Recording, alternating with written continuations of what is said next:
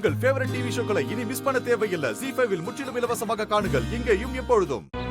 Sir sir sir sir நான் exam எழுதணும் sir. 10 மணிக்கெல்லாம் எக்ஸாம் ஹால்ல இருக்கணும்.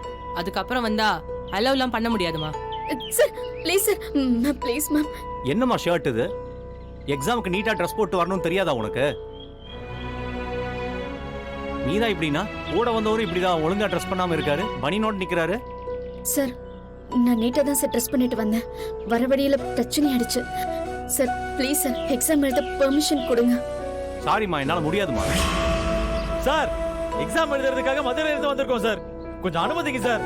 மா, நீ எங்க இருந்து வந்திருந்தாலும் ரூல்ஸ் தான்மா.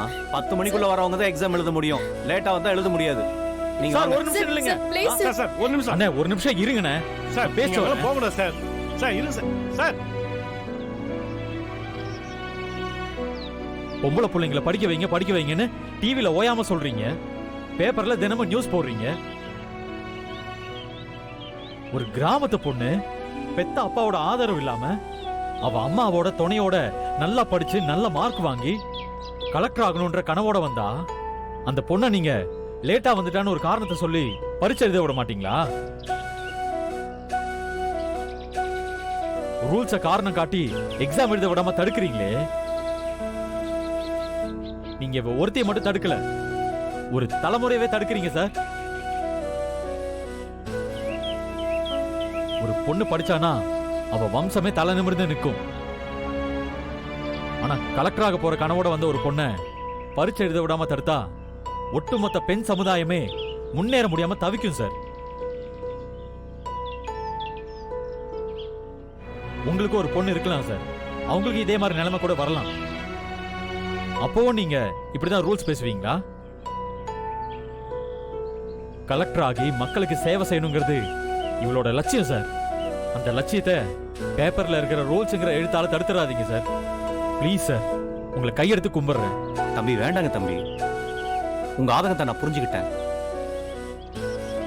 ரூல்ஸை காரணம் காட்டி இவங்களை எக்ஸாம் எழுத விடாம நான் தடுத்தேன்னா ஒட்டுமொத்த பெண் சமுதாயத்துக்கு நான் துரோகம் செஞ்ச மாதிரி ஆயிடும்.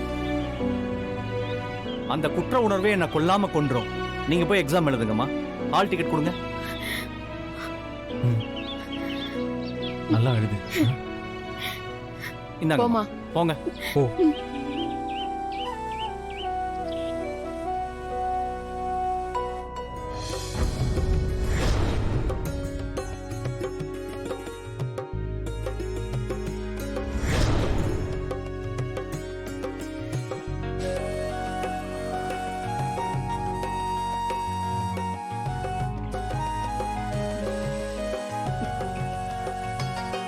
சார் ஹலோ சார், சோஷியல் மீடியால இருக்கீங்களா? உங்க ஐடி சொல்லுங்களேன், நான் உங்களை ஃபாலோ பண்றேன். ஃபாலோ பண்ணணுமா? உங்க ஃபோன் நம்பர் தரீங்களா? லேட் நைட்ல நம்ம சாட் பண்ணலாம். ஐயோ. ZEE5 ஆப்பை டவுன்லோட் செய்து அனைத்து எபிசோடுகளையும் இலவசமாக பாருங்க.